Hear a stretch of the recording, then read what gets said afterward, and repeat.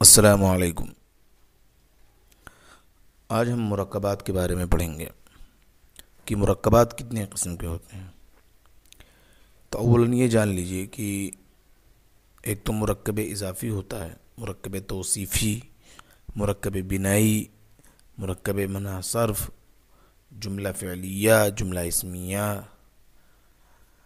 Type کی چیزیں جو ہے وہ مرکبات میں شامل ہوتی ہیں۔ تو چلیے آج ہی کا جو سبق ہے وہ اسی ٹاپک پہ ہے، تو دیکھ لیتے ہیں۔ بابن دروازہ، المسجد مسجد، عندہ میرے یا میری، یا عندہ پاس، یا میرا یا میری، قلم قلم، کاف تیرا یا تیری۔ یہ جو الگ الگ ہیں ان کو مفرد کہتے ہیں۔ باب المسجدی، مسجد کا دروازہ، عندی میرے پاس، قلم کا تیرا قلم۔ تو یہ دونوں دو جملے مل جائیں تو ان کو مرکب کہتے ہیں۔ اب وہ بھی دیکھیں گے کہ یہ مرکب اضافی ہے، مرکب توصیفی ہے، کیا ہے۔ تو یہ مرکب اضافی ہے، ٹھیک ہے۔ ہم نے پچھلے سب جو القراءۃ الواضحہ اول میں تھا اس میں بھی یہ بات کری تھی کہ مرکب اضافی کا جو دیکھنے کا، جو پہچان کرنے کا جو طریقہ ہے وہ یہ ہے کہ جو بعد والا جو لفظ ہوتا ہے اس کے آخر میں زیر آ جاتا ہے وہ ہمیشہ مجرور ہوتا ہے، ٹھیک ہے۔ تو مضاف جو مضاف الیہ ہوتا ہے وہ مجرور ہوتا ہے، ٹھیک ہے۔ تو یہ مرکب اضافی ہے۔ رجل قوی، طاقتور آدمی، الرجل القوی، طاقتور آدمی۔ تو رجل قوی یہ جو ہے کیا نام ہے تنوین کے ساتھ ہے، اور یہ معرب باللام کے ساتھ ہے، تو یہ مرکب توصیفی ہوگا۔ نافذۃ صغیرۃ، النافذۃ الصغیرۃ، یہ مرکب توصیفی ہے، ٹھیک ہے۔ مرکب توصیفی یعنی اپنے موصوف ہے، صفت ہے وہ اپنے موصوف کی، بعد والا جملہ ہے جو اپنے پہلے والے جملے کی صفت بیان کرتا ہے، ٹھیک ہے۔ مرکب بنائی، جیسے یہ گنتیوں میں جتنے ہوتے ہیں وہ مرکب بنائی ہوتے ہیں، جیسے 11، 12، 13، 14، 15، اس طرح چیزیں یہ مرکب بنائی ہوتی ہیں، ٹھیک ہے۔ ھذا الزہر، یہ پھول، ذالک الباب، وہ دروازہ، ھذہ النافذہ، یہ کھڑکی، یہ مرکب اشاری ہے۔ مرکب اشاری مطلب اس کے شروع میں اس میں اشارہ لگا دو تو اس کو مرکب اشاری کہہ دیتے ہیں، ٹھیک ہے۔ مرکب ناقص، باب المسجد رجل قوی 11، ھذا الزہر، تو یہ جتنے ہیں سارے ہیں اوپر کے، یہ جو ہے کیا نام جتنے بھی مرکبات آئے ہیں اس میں نافذۃ صغیرۃ، 11، ھذا الزہر، یہ سب مرکب ناقص ہیں۔ مرکب ناقص اسی کو کہتے ہیں جس میں پوری بات نہ ہو، کہنے اور سننے والے دونوں کو بات والے بات کی سننے کا انتظار ہو، ٹھیک ہے۔ تو یعنی اس سے پوری بات نہ پوری ہوتی ہو، اس سے پورا جملہ نہ پورا ہوتا، اس کو مرکب ناقص کہتے ہیں، یعنی کلام ناقص، یعنی اس میں بات پوری نہیں ہوتی ہے، ٹھیک ہے۔ اب جیسے باب المسجد، مسجد کا دروازہ کیا ہے؟ کالا ہے، پیلا ہے، نیلا ہے۔ رجل قوی، طاقتور آدمی کیا ہے؟ جا رہا ہے، آ رہا ہے۔ 11، 11۔ ھذا الزہر، یہ پھول کیسا ہے؟ اچھا ہے، خوبصورت ہے، یا گندہ ہے، جو بھی ہے۔ تو اس میں بات نہیں پوری ہو رہی تو اس کو مرکب ناقص کہتے ہیں۔ مرکب مفید جیسے الدرس السہل، خالد جالس، وقف القطار، آسان سبق، خالد بیٹھا ہے، ٹرین کھڑی ہے، یہ مرکب مفید ہے، ٹھیک ہے۔ یعنی یہ اس میں مرکب مفید یعنی اس میں بات پتہ چل رہی ہے، ٹرین کھڑی ہے، خالد بیٹھا ہے۔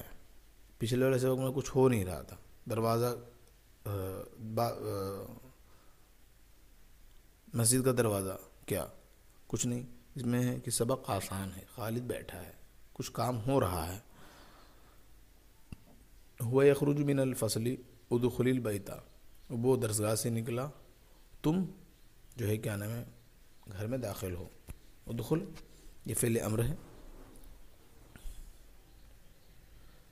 تو یہ جو ہے کیا نام ہے اس میں کچھ نہ کچھ بات کہنے کی یا سننے کی کا پتہ چل رہا ہے، یا اس سے کچھ مفہوم واضح ہو رہا ہے تو اس کو جملہ مفیدہ بول دیں گے. ٹھیک ہے. المسجد واسع، کشادہ مسجد. الکراسۃ مفتوحۃ، کھلی ہوئی کاپی. الدرس سہل، سبق آسان. ٹھیک ہے، آسان سبق. تو یہ جملہ اسمیہ ہے. جملہ اسمیہ اس کا پہلا والا جملہ اسم ہو اس کو جملہ فعل اسمیہ، پہلے والا جملہ فعل ہو اس کو جملہ فعلیہ کہہ دیتے ہیں. آسان ہے. پچھلے سبق میں یہ ساری باتیں آئی ہیں، لیکن چونکہ اس کو دہرا دیا جائے. ذهب التلمیذ یقرأ حامد، شاگرد گیا، حامد نے پڑھا. اور انظر الی الشجر، تو درخت کی طرف دیکھ. تو یہ جملہ فعلیہ ہے. جملہ فعلیہ کی پہچان کیا ہے؟ اس کے شروع میں جملہ کا فعل آ جاتا ہے. جیسے ذهب میں یقرأ، انظر، ان تینوں میں یہ چیزیں فعل ہیں. ذهب، قرأ اور نظر. ٹھیک ہے. جار مجرور. جار مجرور کس کو کہتے ہیں؟ اور جس جملے میں حروف جارہ ہیں. میں نے پچھلے سبق میں بتایا تھا کہ حروف جارہ 17 ہیں. با، تا، کاف، لام، واو، منخلا، ربا، حاشا، منادا، فی، انالا، حتی، الی. تو ان میں سے جتنے بھی حروف ہیں ان میں سے کوئی بھی ایک حرف اگر کسی جملے کے ساتھ ہوگا تو وہ جار مجرور کی ترکیب ہوگی. ٹھیک ہے. تو اتنی باتیں آپ جان لیجئے. اب اس سبق میں جو اصل ہے وہ ہے مرکب تام اور مرکب ناقص کی بات کرنا، کہ کون سا جملہ مرکب تام ہوتا ہے اور کون سا جملہ مرکب ناقص ہوتا ہے. اولاً تو یہ جان لیجیے کہ ہم کوئی جملہ بولیں اس سے ہمیں پتہ چلے کہ بات پوری ہو گئی ہے تو جملہ تام ہے، اور اگر بات نہیں پوری ہو تو جان لیجیے کتنا بھی بڑا جملہ ہے وہ جملہ ناقص ہے. جیسے ہم مثال ہی کے طور پر یہ والا جملہ لے لیتے ہیں، باب المسجد رجل قوی، یہ رجل قوی 11 هذا الزہر. ہم اسی کو پورا ملا دیں. جیسے ہم اسی کو پورا ملا دیں، ہم کہیں باب المسجد رجل قوی 11 هذا الزہر. اسی طریقے سے ہم اور ملا دیں ذالک الباب هذه النافذة 11 12 13. اتنا بڑا جملہ ہو جائے گا لیکن جملہ تام نہیں ہوگا. کیوں؟ کیونکہ بات پتہ ہی نہیں چل رہی ہے الگ الگ جملے میں کیا بات کہہ رہے ہیں. لیکن اگر ہم چھوٹا ہی جملہ لیں، جیسے هذا الرجل قوی، هذا البیت صغیر، هذا الکراسۃ مفتوحۃ. ٹھیک ہے. تو یہ جملہ تام ہو جاتا ہے. کیوں؟ کیونکہ اس میں بات پتہ چل رہی ہے. هذا الکراسۃ مفتوحۃ، یہ هذه الکراسۃ مفتوحۃ، یہ کاپی کھلی ہوئی ہے. هذه الکراسۃ مفتوحۃ، یہ کاپی کھلی ہے. هذا الرجل قوی، یہ آدمی طاقتور ہے. تو اس میں جملہ پتہ چل رہا ہے. تو اس وقت میں اتنا ہی کرنا ہے کہ آپ جملہ فعلیہ بنائیے، جملہ اسمیہ بنائیے. ٹھیک ہے. لیکن اس میں ہر جملے میں، جملہ اسمیہ میں ہو چاہے جملہ فعلیہ میں ہو، جیسے ذهب حامد الى الشجر یا ذهب حامد من الفصل الى البیت، تو یہ جملہ فعلیہ ہو گیا اور مزید یہ جملہ تام ہو گیا. لیکن آپ کہیں کہ ذهب، جیسے آپ کہہ دیں ذهب حامد یا خرج خالد یا جلس